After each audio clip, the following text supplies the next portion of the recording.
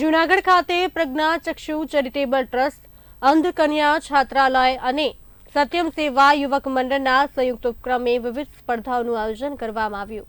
આ પ્રસંગે ગુજરાતભરમાંથી 210 પ્રજ્ઞાચક્ષુ દીકરીઓ ઉપસ્થિત રહી અને વક્તૃત્વ સ્પર્ધા, રાસ ગરબા સાથે નેત્રહીન બાળાઓએ સાડી પરિધાન સ્પર્ધામાં ભાગ લીધો.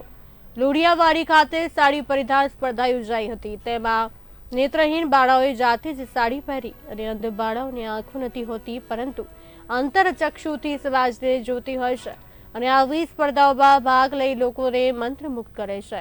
આ સ્પર્ધામાં ભાગ લેનાર બાળકોને પ્રોત્સાહિત કરવા માટે પુરસ્કાર વિતરણ કરવામાં આવ્યું હતું.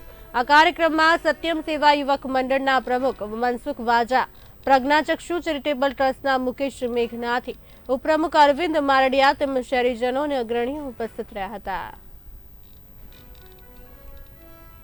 આજ રોજ લોઢિયાવાડી ખાતે પ્રજ્ઞાચક્ષુ ચેરિટેબલ ટ્રસ્ટ, અંધ કન્યા છાત્રાલય તેમજ સત્યમ સેવા યુવક મંડળના સંયુક્ત ઉપક્રમે આજે લોઢિયાવાડી ખાતે પ્રજ્ઞાચક્ષુ 210 દીકરીઓ આજે આખા ગુજરાતમાંથી અહીં આવેલી છે.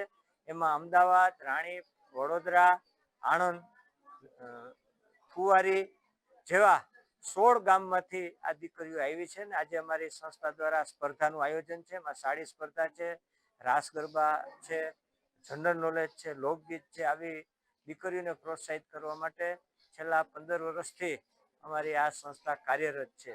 અને આ દીકરીઓ આજે 2 દિવસથી અહીં જુનાગઢ આવી છે અને આ બધી સાથે મળી અને સરસ મજાનો એને પણ આનંદ આવે, કારણ કે આજ ગુજરાતમાં જે સંસ્થામાં રહેતી હોય ત્યાં પોતાની સંસ્થામાં હોય છે, ત્યારે અહીંયા એકબીજાને મળી શકે છે.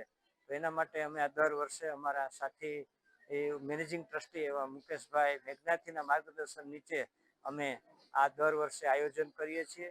આજે આ દર વર્ષે અમારે અહીંયા જે સાડી પરિધાન કોમ્પિટિશન રાખવામાં આવે છે, તો આ વર્ષે પણ રાખવામાં આવી, જેમાં વક્તૃત્વ, ક્વિઝ અને ક્વિઝ એટલે કે જનરલ નોલેજ એવી, અને સાથે સાડી પરિધાન પણ અને લોકગીત આવી કોમ્પિટિશન રાખવામાં આવી. તમને ખૂબ મજા આવી. અને સાડી તો દરેક નોર્મલ વ્યક્તિ પણ પહેરતી જ હોય છે, પણ જ્યારે સંપૂર્ણ અંધ હોય અને સારી રીતે પહેરી શકે છે, કેટલા મિનિટમાં પહેરી શકે છે, એ જ્યારે જોવું અને તૈયાર થવું એ બહુ ગમે છે. અને આવી જ રીતે દર વર્ષે અમે બધી ગુજરાતની બધી છોકરીઓ ભણી તો હોય હરેક હોસ્ટેલમાં, એકબીજાને ઓળખતા પણ હોઈએ, પણ આ એક સ્થળ એવું છે કે અમે અહીંયા બધી ભેગી થઈ અને એકબીજાને મળીએ તો ખૂબ આનંદ આવે છે.